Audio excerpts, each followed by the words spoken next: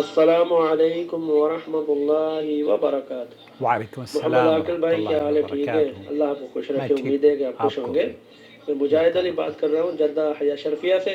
ماشاء اللہ۔ میرا سوال یہ ہے کہ کیا بے نمازی کا عمرہ ہو سکتا ہے؟ یعنی وہ نماز پڑھتا ہی نہیں ہے اور عمرہ کرتا ہے، یعنی وقفے وقفے سے، مثلاً 2 مہینے بعد 4 مہینے بعد عمرہ ہی کرتا ہے، نماز نہیں پڑھتا، اور جب اسے نماز کا کہا جائے گا وہ بولتا بس مجھے اللہ معاف کرے گا، اللہ بخشے گا، یا بس اللہ ہدایت دے گا، عمرہ تو ہو جائے۔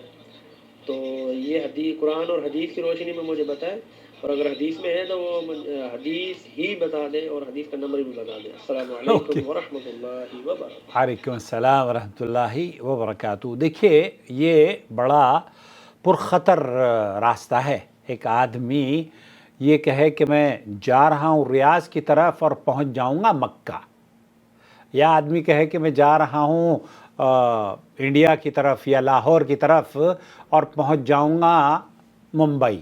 بھائی، جو آپ کی منزل ہے، جہاں آپ کو پہنچنا چاہیے تھا، جس ڈائریکشن پر آپ جا رہے ہیں، اس ڈائریکشن پر آپ منزل مقصود پر پہنچیں گے۔ یہاں شیخ بن باز سے اور سعودی عرب کے جو کبار علماء ہیں ان سے پوچھا گیا کہ اس شخص کے بارے میں کیا حکم ہے جو کہ عمرہ کرتا ہے لیکن نماز نہیں پڑھتا، حج کرتا ہے لیکن نماز نہیں پڑھتا، روزے رکھتا ہے لیکن نماز نہیں پڑھتا۔ سماحت الشیخ محمد بن صالح العثیمین رحمۃ اللہ علیہ نے فرمایا، هذا الذي لا يصلي وهو يصوم لا ينفعه صومه۔ تو ایسی صورت میں ایک آدمی جو نماز نہیں پڑھتا اور وہ روزے رکھتا ہے، نماز نہیں پڑھتا، اور عمرے کرتا ہے، نماز نہیں پڑھتا، وہ زکوٰۃ دیتا ہے، نماز نہیں پڑھتا، وہ نماز کے علاوہ حج بھی کر رہا ہے، عمرہ بھی کر رہا ہے، صدقہ اور خیرات بھی کر رہا ہے، تو ایسی صورت میں یہ کہتے ہیں کہ لا ينفعه صومه۔ پھر ایسی صورت میں اسے اس کے نیک کام کرنے کا کوئی اجر نہیں ملے گا۔ کیوں؟ کیونکہ اللہ کے رسول صلی اللہ علیہ وسلم کی حدیث ہے، العہد الذی بیننا وبینہم الصلاۃ فمن ترکها فقد کفر۔ اللہ کے رسول صلی اللہ علیہ وسلم نے فرمایا کہ جو ہمارے اور کفار کے درمیان جو حد فاصل ہے وہ نماز ہے، فمن ترکها فقد کفر۔ جس نے اس کو چھوڑا اس نے گویا کہ کفر اختیار کرا۔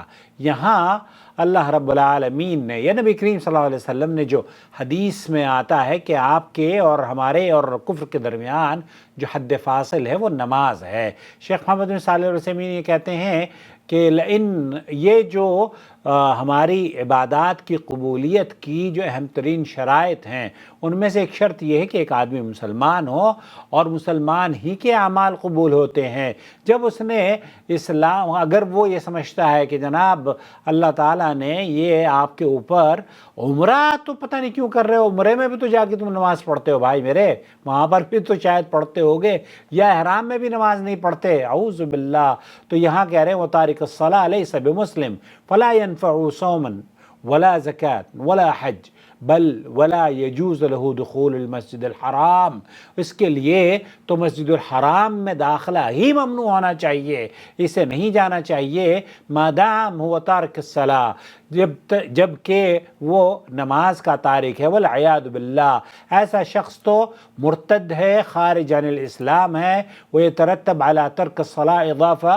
یہاں اس کو بہرحال شیخ ابن باز وغیرہ اور شیخ محمد بن صالح العثیمین، اللہ کے رسول صلی اللہ علیہ وسلم کی جو حدیث ہے نا، العہد الذی بیننا وبینہم الصلاۃ فمن ترکها فقد کفر، اس حدیث سے استدلال لیتے ہوئے کہتے ہیں کہ یہ ایک آدمی جو نماز نہیں پڑھتا، اس کا تو اسلام میں کوئی اس کے نصیب میں کچھ نہیں ہے۔ اسلام کی جو فضیلت ہے یا نیکیاں کمانے کے جو وسائل اور موقع ہیں اور جو ذرائع ہیں، جو عبادات ہیں یہ بنیادی طور پر اگر آپ اہل توحید نہیں ہیں اور نماز آپ مکمل طور پر ادا نہیں کرتے تو ایسی صورت میں آپ کی کوئی عبادت قبول نہیں ہوگی۔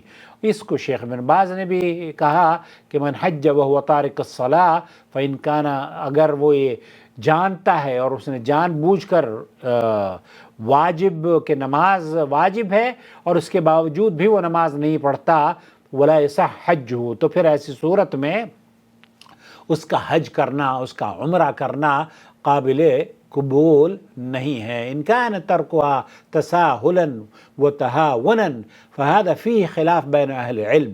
تو یہ کہتے ہیں کہ اگر اس کچھ لوگوں کا یہ ہوتا ہے کہ کبھی پڑھ لی کبھی نہیں پڑھ لی، تساہل برتتے ہیں، تو اس سلسلے میں اہل علم کا اختلاف ہے۔ بعض لوگ یہ کہتے ہیں کہ یہ خارج عن الاسلام ہے، خارج عن الملہ ہے، اور اس کے ساتھ وہی ہونا چاہیے جو کہ کفار کے ساتھ کیا جاتا ہے۔ اگر وہ مر جائے تو اسے مسلمانوں کے قبرستانوں میں دفن بھی نہیں کرنا چاہیے۔ اور کچھ لوگوں کا کہنا یہ ہے کہ اگر وہ تساہل برتتا ہے اور نماز پڑھ لیتا ہے، کبھی پڑھتا ہے کبھی نہیں پڑھتا، تو ایسی صورت میں اگر وہ ہے اور وہ وجوب کا اقرار کرتا ہے، نماز کے واجب ہونے کا اقرار کرتا ہے، تو پھر اس کو توبہ کرنی چاہیے۔ لیکن یہاں یہ بات ذہن میں بٹھا لیجئے، بین الرجل و بین الشرک والکفر ترک الصلاۃ، یہ متعدد احادیث میں اس طرح کے کلمات ہیں جس میں اللہ کے رسول صلی اللہ علیہ وسلم نے یہ فرمایا ہے کہ بین الکفر والاسلام، اسلام اور کفر کے درمیان جو حد فاصل ہے وہ نماز ہے۔ بین الرجل و بین الشرک والکفر ترک الصلاۃ، یہ تخریج اخرجہ مسلم، اس کو امام مسلم نے نقل کیا ہے، اور یہ حدیث اس طرح کی جو معنی کی احادیث ہے بیہقی وغیرہ میں بھی اس کو یہ صحیح احادیث ہیں۔ مجھے امید وضاحت ہو گئی ہوگی۔ اللہ تعالیٰ انہیں بھائی کو ہمارے جو یہیں شرفیہ میں رہتے ہیں یا جدہ میں رہتے ہیں، یہ موقع ہے، غنیمت سمجھیں، توبہ کر لیں، اور آپ کی توبہ کو اللہ تعالیٰ قبول فرمائے گا۔ اور من تاب وآمن وعمل عملا صالحا، اگر ایک آدمی توبہ کر لیتا ہے اور ایمان لے آتا ہے، پھر اس کے یبدل اللہ سیئاتہم حسنات، آپ کے گناہوں کو، جو نیکیاں آپ نے نہیں کی ہیں اپنی زندگی میں، ان کو بھی، گناہوں کو بھی اللہ تعالیٰ نیکیوں میں بدل دے گا۔ لیکن شرط یہ ہے کہ آپ کو توبہ کرنی ہوگی اور نماز کے عہد کرنے اپنے رب سے کہ میں آج کے بعد نماز نہیں چھوڑوں گا۔ نماز نہیں چھوڑنی چاہیے، چاہے آپ کسی بھی صورت میں ہوں۔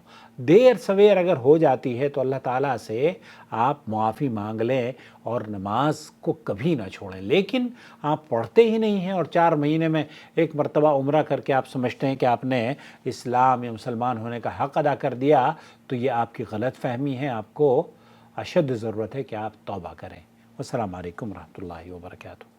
اللہ ولی الذین آمنوا یخرجهم من الظلمات إلى النور والذین كفروا أولیاؤهم الطاغوت یخرجونهم من النور إلى الظلمات أولئك أصحاب النار هم فيها خالدون۔